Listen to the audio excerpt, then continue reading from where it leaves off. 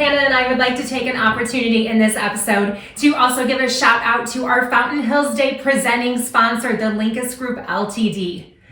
The Linkous Group is an award-winning fee-based registered investment advisor offering objective, independent financial advice.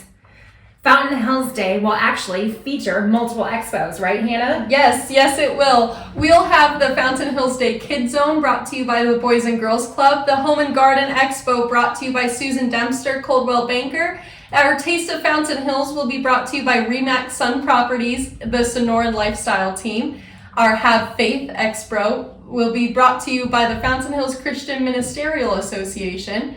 Wild About Pets is brought to you by Renewal by Anderson. Health and Wellness is brought to you by the Fountain Hills Medical Center. And last but not least, our Philanthropy in the Hills Expo. It will be brought to you by Sternfels and White PLLC.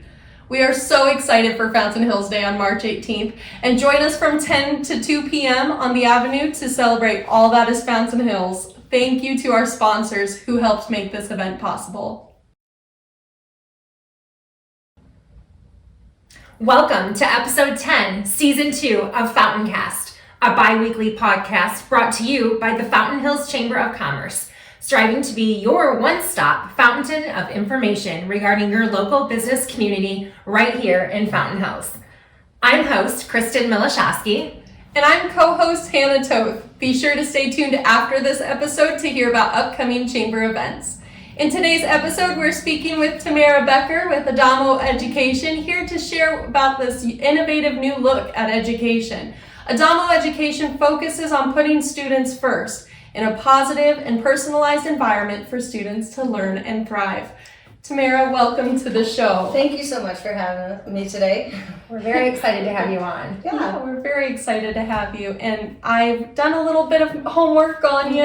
You have a very extensive background in education. Yeah. So what pushed you to cross the line into starting your own school? Well, so it really came about during the pandemic. I was the superintendent of the largest online school in the state of Arizona, and I saw parents and students struggling with fully online virtual learning. Yet it works for so many students and so many parents. I just knew that there was a way that we could do it differently. And as we were coming out of the pandemic, I saw an opportunity for education to innovate itself, to do something different. And sadly, we went back to doing it the same way we've always done it. And so in starting Adamo, we put the students at the focus of the instructional plan and make sure that we're meeting their individual and group needs in a smaller, more personalized learning environment. Great. And when you say you put the students' needs first, how does that differ at Adamo versus our traditional education system that's been in place for so many years? Yeah, and we're a smaller, more personalized environment, so we have no more than 12 students to one certified teacher. It's a re-envisioning of the one-room schoolhouse, so students are learning side by side with other students at different grade levels, and it really then helps to amplify the learning experience for students. Our kids also only come for 3 hours a day. Oh, wow. And they have then required at-home work. It's not homework, it's at-home work that they need to do to either reinforce or prepare for the following day. So we're able to do a lot more in a shorter amount of time. Last year on the state assessment, our students evidenced 69% growth in math and 68% growth in English. So being able to really focus in, learn who our kids are, know what their strengths are, know how to remediate their weaknesses, we're making a positive impact here for the students and families in Fountain Hills.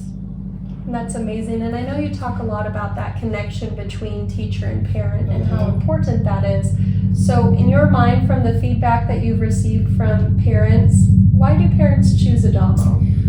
They're looking for something different. They're looking for something that they can not only be a partner and a partner in their child's education, but they also want something that is more personalized. Our parents get a mini parent-teacher conference at the end of every day. They know what their students been working on. They know what they have to focus on, and they know how they perform that day. And sadly, in a class of 30 kids, a teacher just can't do that. Right. So in our smaller environment, we get to know our families. They become part of our family as well. And so it just really is a nice homey type of environment. Right. Wonderful, wonderful. You mentioned the follow-up at the end of the day, kind of with the parents, and then the at-home work for the student. Tell us a little bit more about what their day, looks like, what time they start. Just kind of walk us through that, if you would, please. Our younger students come, our K1s come from 9 to noon every day, and then our 2nd through 8th grade students come from 12:30 to 3:30. And so we focus on reading, writing, math, science, social studies, and then we have socialization time too. So the kids will get together, they'll play a board game, they'll interact in science projects, they'll do hands-on types of activities. So it looks like a regular classroom, it feels like a regular classroom. We're just able to really hone in on what they need and help them be successful. Wonderful. And after the pandemic, so many kids struggled. Right. Absolutely. So giving parents and students in Fountain Hills another choice is what I was working to do here in the community. Yeah. And that's amazing. The difference is important for a lot of kids. They need that extra connection with their teachers. So that's amazing that you offer that. What differences do you believe that parents see in their children when they've spent time in Adamo versus? A lot of our parents talk about the increased academic performance, even social performance as well. We have students who had severe social anxiety who by the end of the year were standing up and giving presentations in front of all of their peers. So it's not just the academic, it's the social and emotional growth that we're seeing. And parents, again, they like that smaller feel. We don't look like an institution. We look like a home. We have tables and chairs, yet we also have couches and, different environments for students to learn. So it makes the learning feel different, and the students then become very comfortable in that. Great. And how do you think Adamo Education can kind of help shape maybe reshape or get people thinking differently about how students can be educated?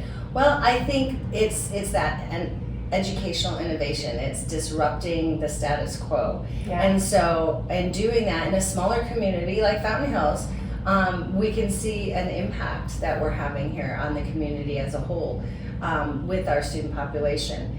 And ultimately, I think it's important to have school choice. Yeah. And I know that there is not a lot of school choice here in the community. So we want to be an option for parents and students who are looking for something different, who want something different. And I partner with a free public charter school. So all of the kids are enrolled in a public charter school. I was the assistant superintendent there for 8 years. So we have a really positive working relationship.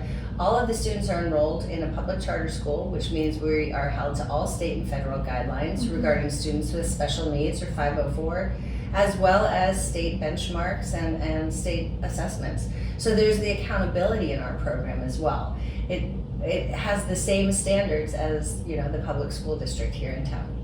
Absolutely. And I think that's important to what you stated here, because as I have 3 children myself, and kind of all various ages, but they don't all learn the same, within themselves and within their peers also. Right. And so having those options available is important to our community and our children. Yes. Yeah. It really focuses back on them. It does.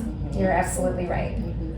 So how would a parent reach out to you to learn more, possibly enroll? Yeah, we are definitely looking to increase our enrollment for next year.